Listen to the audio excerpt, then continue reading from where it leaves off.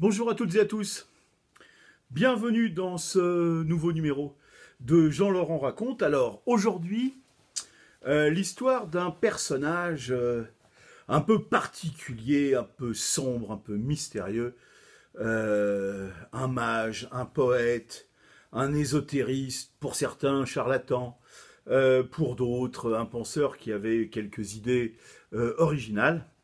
Eh bien aujourd'hui, nous allons parler d'Aleister Crowley. Aleister Crowley qui était un personnage un peu excentrique, né en 1875, mort en 1947. Voilà, j'ai une belle photo d'Aleister Crowley. Vous pouvez voir, voilà, l'image qu'il voulait donner de lui-même. Voici Crowley dans ses œuvres. Alors, c'était un de ces personnages hauts en couleur qui sont nés dans le milieu ésotérico-occultiste de la fin du 19e siècle et du début du 20e.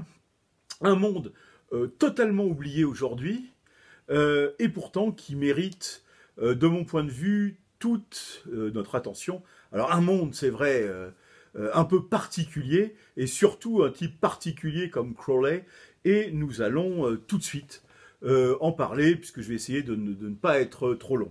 Alors, Aleister Crowley, comme je l'ai dit, il est né en 1875. Il est né dans une...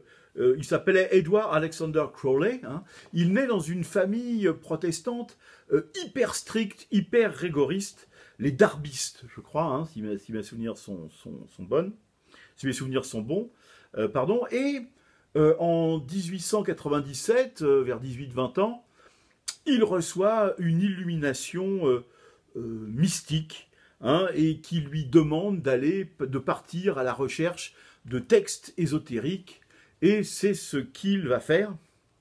Alors, il est admis en 1898, en décembre, je crois, 1898, dans une société secrète initiatique, qui s'appelle, alors nous on l'appelle The Golden Dawn, l'aube dorée, ça s'appelle, je lis le nom en entier, The Hermetic Order of the Golden Dawn in the Outer, littéralement l'ordre hermétique de l'aube dorée à l'extérieur. Alors c'est une société initiatique qui a été créée par des dissidents d'une autre société initiatique qui s'appelle la Societas Rosicruciana in Anglia.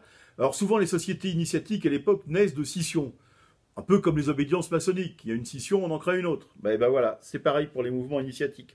Alors c'est le docteur William Westcott, le docteur William Woodman, il y a aussi Samuel Liddell McGregor Matters, tous des noms qui sont oubliés aujourd'hui, et donc qui vont créer cet ordre nouveau autour du rosicrucianisme et autour aussi toujours de l'alchimie, de la Kabbale, etc. Alors, la Golden Dawn, il y a donc plusieurs ordres, hein, il y a une progression initiatique. Le premier ordre, c'est l'ordre de l'aube dorée ou ordre extérieur. Donc vous avez le grade d'instruction, le néophyte, ensuite vous avez le zélator, le théoricus, le practicus et le philosophus. Ensuite, il y a un second ordre, qui est l'ordre de la rose rouge et de la croix d'or. Alors là, vous avez un adeptus minor practicus, un adeptus major et un adeptus exemptus. Et enfin, le troisième ordre, l'ordre de l'étoile argentée, Ordo Astrum Argentum ou Argenteum Astrum, où là, il y a le magistère, le magus et l'ipicimus. Voilà. Ils se retrouvent autour d'Arthur Waite, qui est leur grand maître. Et puis, il y a beaucoup d'artistes, Pamela Coleman Smith, Florence Farr, etc. Et voilà, les principales matières, j'allais dire en tous les cas, les principales choses qui sont étudiées, c'est l'astrologie, le tarot divinatoire, la géomancie, l'alchimie, l'hermétisme, la talismanie, le voyage astral même, et puis l'étude des textes traditionnels, hein, les textes religieux, les grands textes de l'Antiquité, la gnose, bien entendu. On étudie aussi bien les religions monothéistes que le paganisme. On fait aussi de la haute magie, hein, tout ce que ça peut comprendre comme discipline, afin que, j'allais dire, l'initié explore les tréfonds de son être intérieur. Et enfin, la magie énochienne.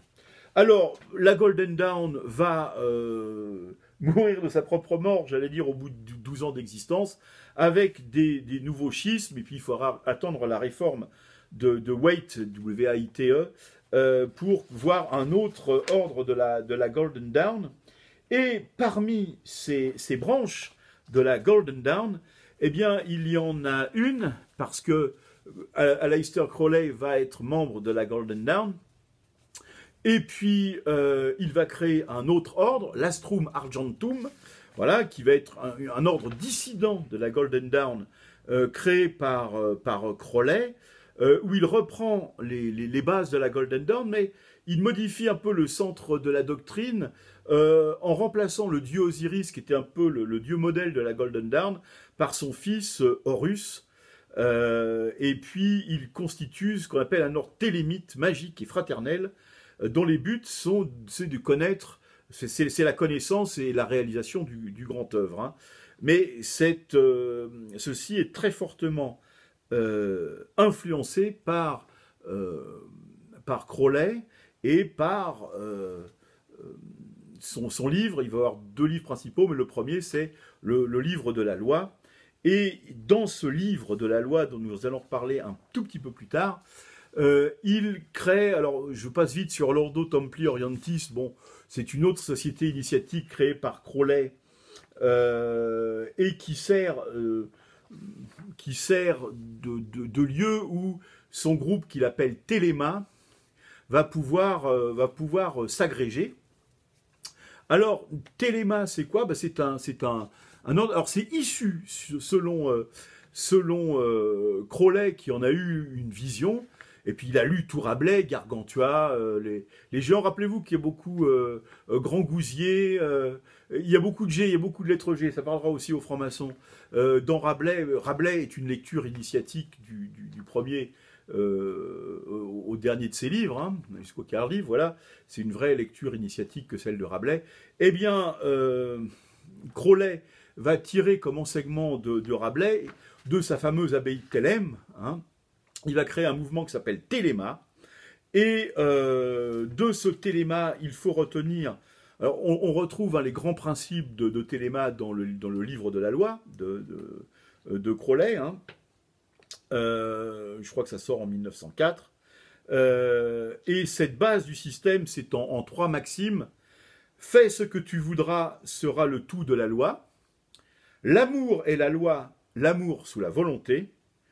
Il n'y a d'autre loi que fais ce que tu veux. Alors, c'est vrai que il n'y a d'autre loi que fais ce que tu veux et fais ce que tu voudras sera le tout de la loi.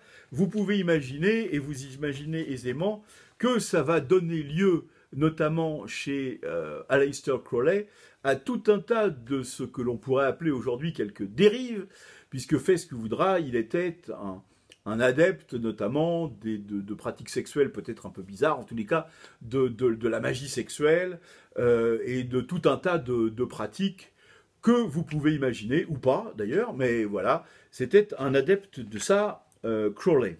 Alors, je continue, j'ai préféré faire un tour tout de suite sur les ordres initiatiques plutôt que de les incruster de ci, de là dans l'œuvre de Crowley. Donc, il devient membre de la Golden Dawn, on l'a vu. Il va être initié aussi à la fois par Samuel MacGregor Mathers, dont on a parlé tout à l'heure, que de Yeats, le poème, hein, William Butler Yeats, qui va l'initier au bouddhisme et à sa pratique, hein, à la pratique du bouddhisme, parce que vous avez vu qu'à la fois dans la Golden Dawn et puis dans les autres ordres initiatiques, il s'intéressait à la fois à la spiritualité et aux ordres occidentaux, comme à la philosophie orientale. Rappelez-vous aussi, ça va être un peu le chemin, mais beaucoup plus droit, de Guénon sur les Vedanta, l'Inde, et ensuite l'islam. Eh bien, il y aura une vraie connaissance du bouddhisme de la part d'Aleister Crowley. Et puis, il va s'intéresser aussi au taoïsme, par exemple, après le bouddhisme. Et surtout, ça va être un des premiers pratiquants et celui qui va amener le yoga en Occident. Ça va être un grand pratiquant et un enseignant assez complet dans le domaine du yoga. Il va pratiquer aussi un certain nombre de ce qu'on appelle le tantrisme ou le bouddhisme ésotérique, spirituel et charnel, parce que si vous voyez par exemple dans certaines traditions, vous avez un Bouddha qui est comme ça, voilà, le Bouddha qui réfléchit ou qui dort ou qui pense, on ne sait pas trop à ce qu'il pense, il suffit de regarder en dessous pour savoir à quoi pense notre brave Bouddha. Voilà, il pense à des choses fort agréables. Notre Bouddha qui, par ailleurs, pense, réfléchit, etc., etc. Voilà, c'est un peu dans la tradition du bouddhisme tantrique et d'un certain nombre de pratiques, y compris sexuelles. En avril 1904, il voyage au Caire. Il reçoit des messages surnaturels encore d'un esprit gardien, il en avait déjà eu à 18 ans. Cet esprit s'appelle Awais, qui lui fait faire des séances d'écriture automatique, et c'est à partir de ces séances d'écriture automatique qu'il va écrire son livre de la loi, le livre, alors c'est en 1904, il y aura aussi 777, pas 666, mais 777 en 1909, le livre 4 où il met du yoga et de la pratique occultiste occidentale, ça va être en 2 parties en 1911 et en 1913, le livre des mensonges, après le livre de la loi en 1913, et enfin le journal d'un toxicomane en 1922, et le roman Enfant de la Lune, et les 6 volumes de son autobiographie qui s'appelait Les Confessions, comme celle de Jean-Jacques Rousseau, ont été publiés en 1929 et en 1930.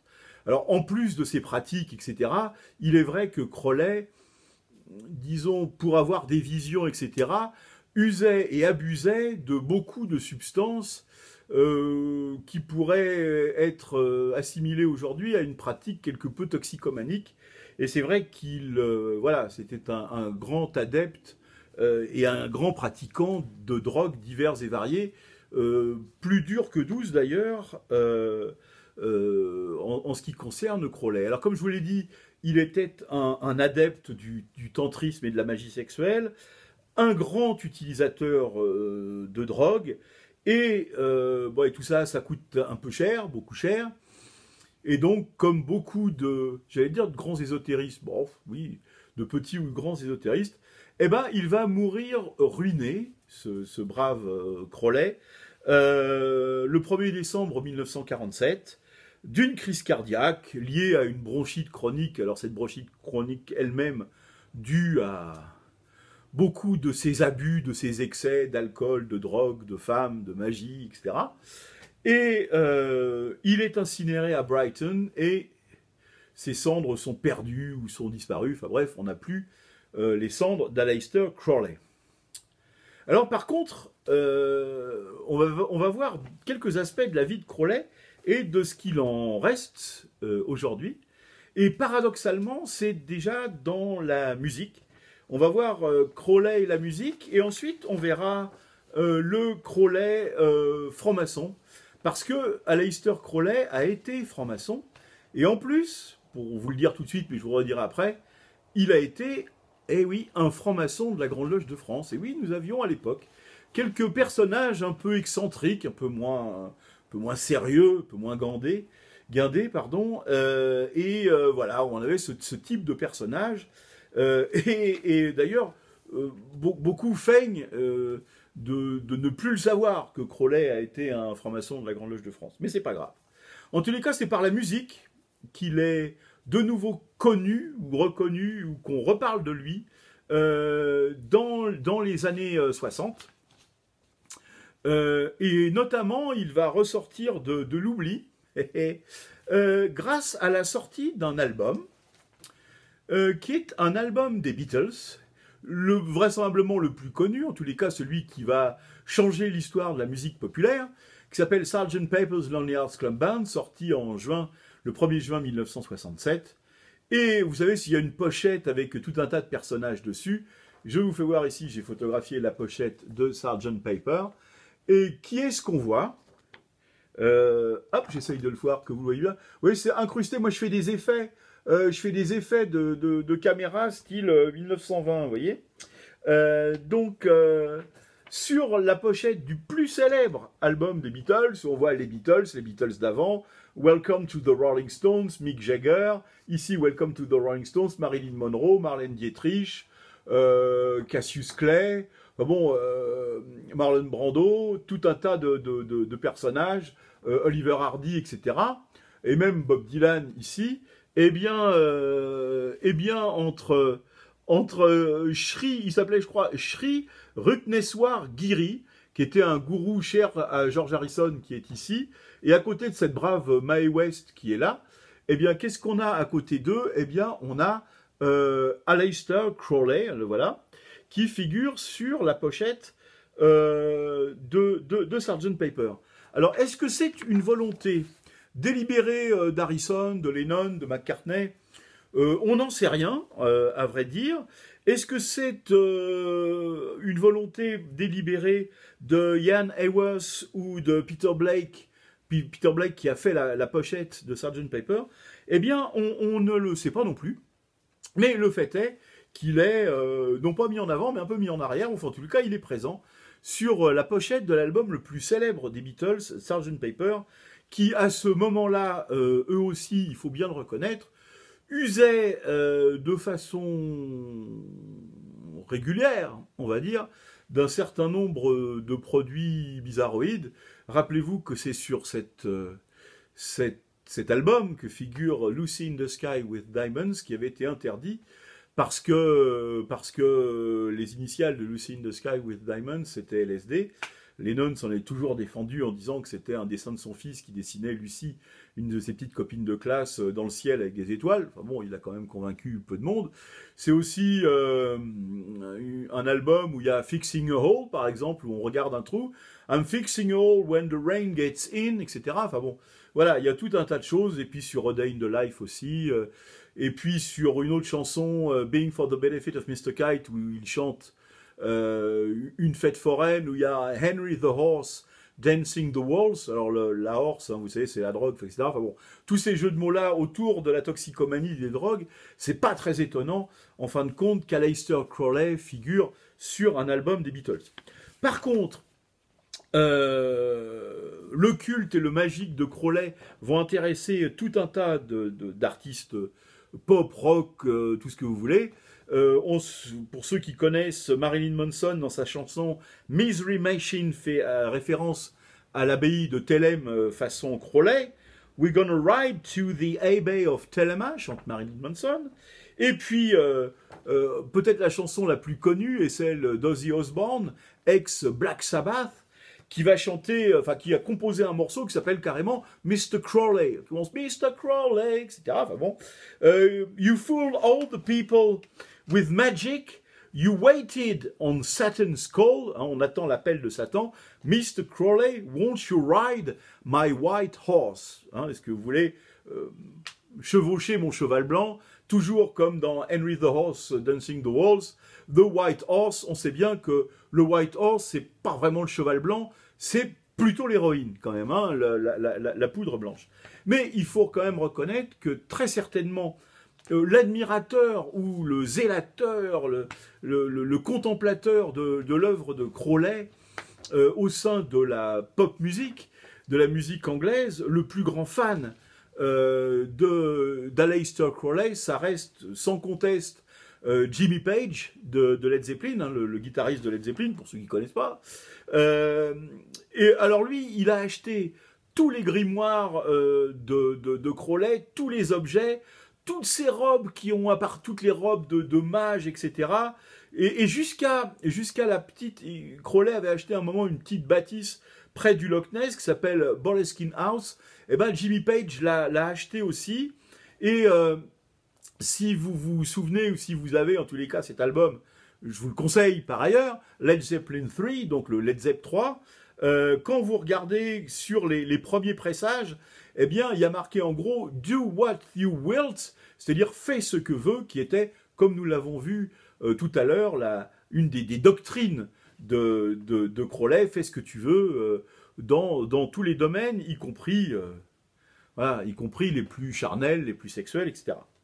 Même même, parce qu'on ne l'attend pas là, quoique, on l'attend un petit peu aussi, même David Bowie fait un peu allégeance au maître dans une chanson qui s'appelle Quicksand et qui figure sur un album assez célèbre de Bowie qui s'appelle The Man Who Sold the World, puisque c'est aussi la célèbre chanson The Man Who Sold the World qui a été reprise sur l'album Unplugged par Nirvana, qui a fait un tube à ce moment-là. Donc sur l'album The Man Who Sold the World de David Bowie, il y a une chanson qui dit I'm closer to the Golden Dawn, donc je suis proche de la Golden Dawn, immergé, immersed in Crowley's uniform of imagery. Alors, je vais pas, voilà, je vous ai cité les plus célèbres, Ozzy Osbourne, Marilyn Manson, surtout Jimmy Page, avec tout ce qu'il a fait, David Bowie, vous en trouverez sûrement d'autres, il y a plein d'allusions à Crowley, dans les chansons pop, etc., des années 70, où il y avait un peu de magie noire, il y avait en effet le Black Sabbath, etc. Voilà, il y avait un peu des rituels magiques, c'était un peu plus sympa que les trucs d'ordre moral et les chansons un peu moralisatrices qu'on entend aujourd'hui, mais c'est pas grave. Autre temps, autre mœurs, c'était les années 60, 70, voilà, c'était des années un peu exubérantes et parfois un peu magiques. Alors, je vous l'ai dit, Aleister Crowley était franc-maçon. Ah bon? Et en plus, franc-maçon de la Grande Loge de France. Alors, où, quoi, comment, qu'est-ce, et comment en est-on arrivé là, j'allais dire. Alors,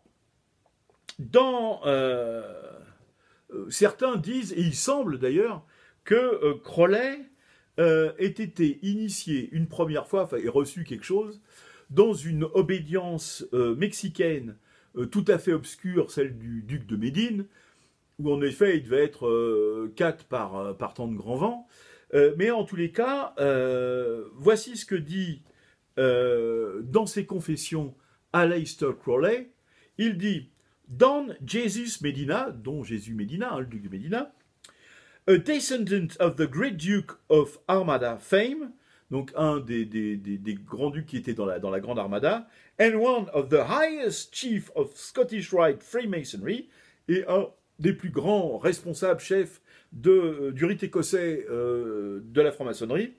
My Kabbalistic knowledge being already profaned by current standards, he thought me worthy of the highest initiation in his power to confer. Donc il a reconnu mes talents, etc. Et donc il m'a donné tout de suite l'initiation la plus haute qu'il pouvait me conférer.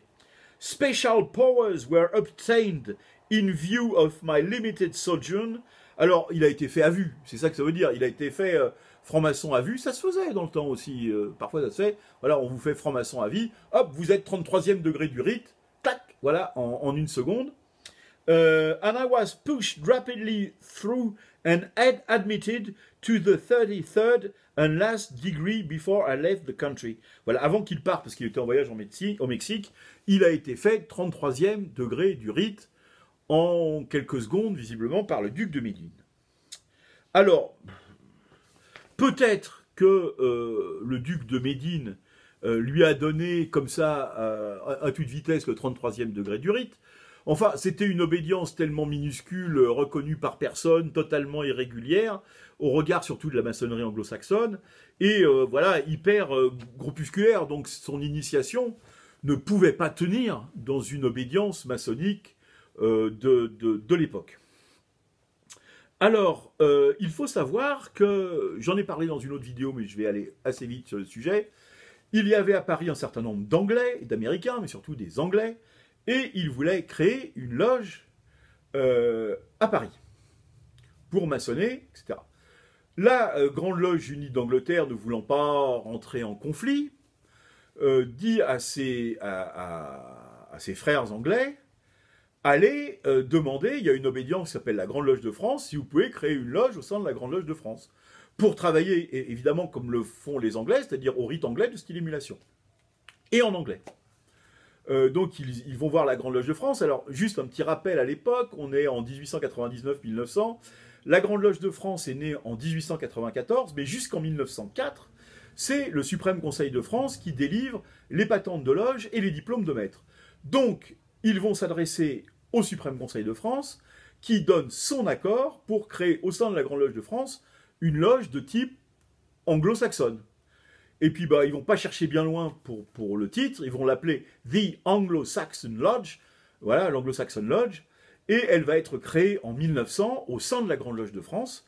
Et d'ailleurs, l'Anglo-Saxon Lodge existe toujours à la Grande Loge de France. Alors, elle a fait des filles, puisque dans la scission de 1964, il y a une partie de l'Anglo-Saxon Lodge qui est passée à la GLNF, et puis, lorsqu'il y a eu la crise de la GLNF, il y a une partie de l'Anglo-Saxon Lodge de la GLNF qui est allée à la GLAMF, à la Grande Loge de l'Alliance maçonnique française, donc Grande Loge de France, Grande Loge nationale française, Grande Loge de l'Alliance maçonnique française, ce qui fait qu'il y a trois Anglo-Saxon Lodge, mais enfin, l'Anglo-Saxon Lodge originale, c'est celle qui a été créée à la Grande Loge de France en 1900, avec 100% d'anglais, quoi, en fait, quelques Américains, peut-être un Écossais, un Irlandais, un machin, mais essentiellement des Anglais, et ils vont pratiquer le rite anglais de style émulation en anglais, puisque c'est des Anglais, et c'est toujours, l'Anglo-Saxon Lodge existe toujours en France aujourd'hui, à Paris, rue Puteaux, à la Grande Loge de France, elle est toujours là. Je crois que c'est les 2e et 4e mardis de chaque mois, si mes souvenirs sont bons. L'Anglo-Saxon Lodge à Paris, et elle travaille toujours, cette Anglo-Saxon Lodge, au rite anglais de style émulation en anglais. Le rituel est en anglais. Les planches, les travaux sont en français, mais le rituel est toujours en anglais, et c'est toujours le rituel de la Grande Loge unie d'Angleterre de 1900. Alors, voilà, c'est une de ces loges qui vont faire partie de ces loges qui vont ramener la tradition, les ports du tablier, etc., au sein de la Grande Loge de France. Eh bien, c'est au sein de cette Anglo-Saxon Lodge que Aleister Crowley est initié franc-maçon le 8 octobre 1904. Donc là, on a la certitude d'une vraie initiation, dans une vraie obédience, dans une vraie loge, tout à fait régulière, tout à fait reconnue, etc., qui est l'Anglo-Saxon Lodge de la Grande Loge de France en 1904. Il devient compagnon un mois après, comme ça se faisait, et il est élevé à la maîtrise le 17 décembre, voilà, octobre apprenti, novembre compagnon, décembre maître. Il est inscrit sur le tableau de loge de l'Anglo-Saxon Lodge du 31 décembre 1904, parce qu'ils font le bilan de l'année, sous le numéro 41 210, et il porte le numéro 54 sur la matricule de la loge, hein, et sa profession, Aleister Crowley y est inscrit en tant que poète. Voilà. En tant que poète, il n'est pas mage, il n'est pas magicien, il n'est pas polygraphe pornographe, il n'est pas adepte de la magie sexuelle, il n'est pas toxicomane, il est poète, ce qui après tout est également une des facettes de sa personnalité. On pense qu'il a dû continuer à maçonner quelques années, 5-10 ans. On perd sa trace après 1915-1920. Et en tout état de cause, Crowley va mourir en 1947. En tout état de cause, lorsqu'on regarde, parce qu'il y a parfois des trous, lorsque l'on regarde l'état de la liste des membres de la Grande Loge de France en 1934, il n'y est plus. Voilà. Donc il est initié en 1904, hein, le 8 octobre 1904, et en 1934 il n'y est plus. Il a dû partir un peu avant la Première Guerre mondiale, peut-être avant 14, peut-être un peu après, ça dépend, il voyage beaucoup, Crowley, donc d'ailleurs il n'est pas souvent à Paris à partir de 1910. Voilà. Donc voilà un peu la vie d'Aleister Crowley. Et c'est vrai qu'il a, dans ses confessions et même dans ses lettres, souvent il écrit sa joie d'être franc-maçon, et puis après il sera rattrapé par sa pratique de la magie, de l'occultisme et son goût pour les paradis artificiels. Mais voilà, je voulais vous parler, vous dresser un peu le portrait d'Aleister Crowley, un type un peu original, un peu excentrique, un peu tout ce que vous voulez d'ailleurs. Je sais pas comment on peut le qualifier. Mage, poète, occultiste, kabbaliste, voilà, qui a pratiqué le tarot, l'astrologie, toutes les sciences occultes ou para-occultes de l'époque, qui a été un contemporain. D'ailleurs, Oswald Wirth était là lors de l'allumage des feux de l'Anglo-Saxon Lodge en 1900. Et Wirth s'inspirera beaucoup d'ailleurs de ce qui se fait à l'Anglo-Saxon Lodge pour remettre un certain nombre de pratiques traditionnelles et de vêtements, notamment le tablier, ensuite avec Albert Lantoine. Albert Lantoine, quand il va créer le portique en 1910, on va porter le tablier, etc. Voilà, donc ça fait partie de ces loges, avec Travail à vrais amis fidèles, avec le portique et d'autres, qui vont être des loges fer de lance du retour de la symbolique et du symbolisme, et de la voie initiatique à la Grande Loge de France. Et parmi tout cela, parmi ces Anglais, parmi ces excentriques d'Anglais, parce que les Anglais, on sait bien, ils ne sont pas comme nous, les Anglais, eh bien, il y avait Aleister Crowley, et c'est avec Crowley que je vous dis, eh bien, à tout bientôt, pour un nouveau numéro de Jean-Laurent Raconte. Merci à vous toutes et tous, et à bientôt.